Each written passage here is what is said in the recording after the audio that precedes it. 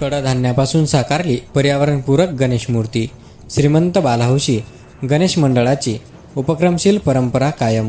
कारंजा येथील श्रीमंत बालाहौशी गणेश मंडळाने दरवर्षीप्रमाणे यंदाही आपली उपक्रमशील परंपरा कायम ठेवत विविध कडधान्यापासून पर्यावरणपूरक आकर्षक गणेश मूर्ती साकारून तिची प्रतिष्ठापना केली आहे. ही गणेश मूर्ती गणेश भक्तांचे लक्ष वेधत आहे.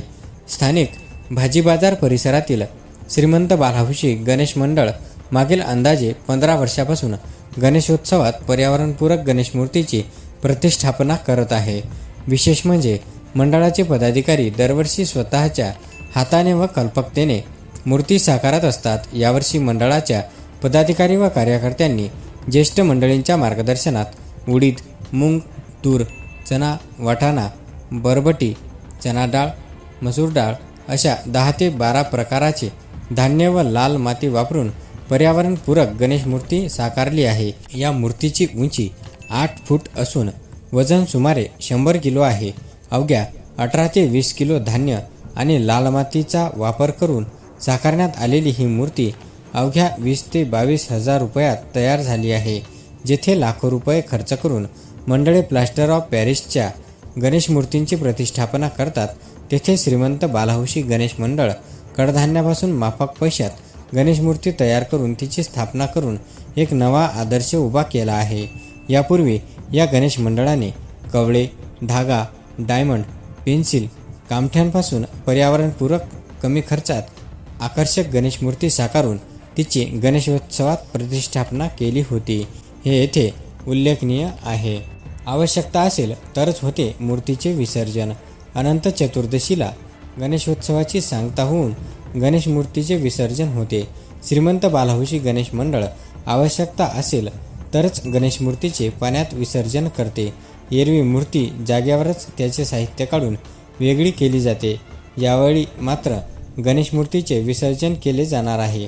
तथापि पर्यावरणाचे नुकसान होणार नाही याची यावेळी देखील काळजी घेण्यात आल्याचे मंडळाच्या पदाधिकाऱ्यांनी सांगितले. पाहूया या संदर्भात मंडळातील सदस्यांची प्रतिक्रिया. बालाहौशी गणेश मंडळ गेल्या 15-16 वर्षापासून इको फ्रेंडली गणपतीची परंपरा जी आहे ती याही वर्षी कायम ठेवत यावर्षी आम्ही धान्याचा गणपती बनवला. याला जवळपास 20 ते 25 किलो धान्य लागलं. त्यामध्ये उडद, मसूर, तूर, हरभरा, चणा, त्यानंतर वाटाणा, बरबटी असे विविध प्रकारच्या जवळपास 10 ते 12 धान्य आम्ही यामध्ये वापरलेले आहे. मूर्ती ही शाळू मातीची बनवलेली आहे आणि जवळपास 8 फुटाची मूर्ती आहे आणि त्याचं वजन जवळपास 100 ते 125 किलोच्या आसपास वजन आहे. मातीची मूर्ती असल्यामुळे वजन जास्त आहे. आणि जसं आम्ही 15-16 वर्षापासून इको फ्रेंडली गणपतीची स्थापना करत आलो, हा प्रत्येक मंडळाने आदर्श घ्यावा असा मंडळाचा मानस आहे. त्या अनुषंगाने आम्ही दरवर्षी इको फ्रेंडली गणपती बसवत असतो. यामध्ये कुठल्याही प्रकारचा कलर किंवा केमिकल कुठलंही वापरलेलं नाही आहे. प्लास्टर ऑफ पॅरिस नाही आहे. एक पूर्ण इको फ्रेंडली मूर्ती आहे. याचं विसर्जन करीत असताना कुठल्याही प्रकारचं पर्यावरणाला कुठल्याही प्रकारची हानी पोहोचणार नाही यासाठी पूर्ण मंडळ दक्ष.